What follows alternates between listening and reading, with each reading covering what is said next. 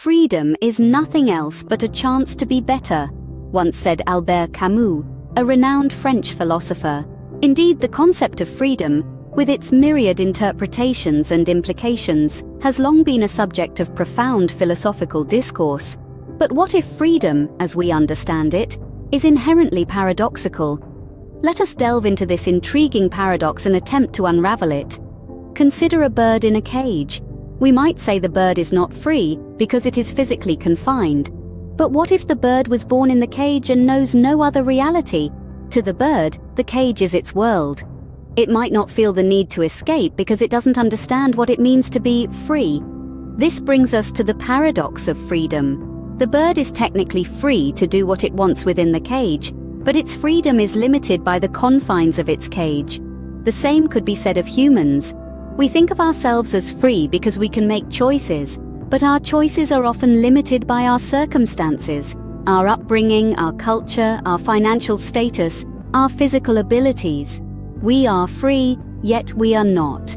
This is the paradox of freedom. Consider another example, the concept of free will. We believe we possess the freedom to make choices, to determine our own destinies, but at the same time, we are governed by laws, societal norms and expectations that often dictate our choices. We are free to choose, but only within the limits set by our society and our own inherent limitations. And what about the notion of liberation?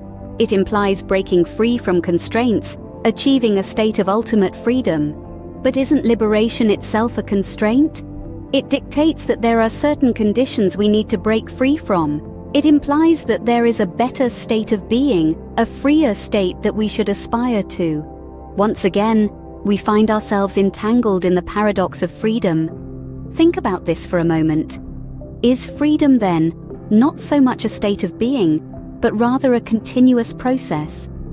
A journey of constant negotiation with the limitations and possibilities that define our existence. And here lies the crux of the paradox. Freedom, in all its complexity, is neither a destination nor a static state of being.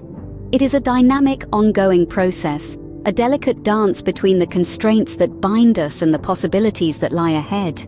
A Russian proverb says, "Only the one who does nothing is free."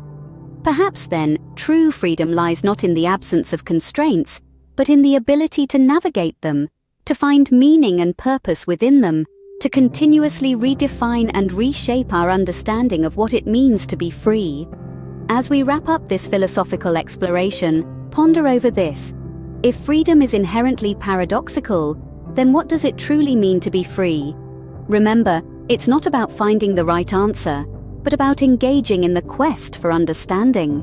After all, isn't that what freedom is all about?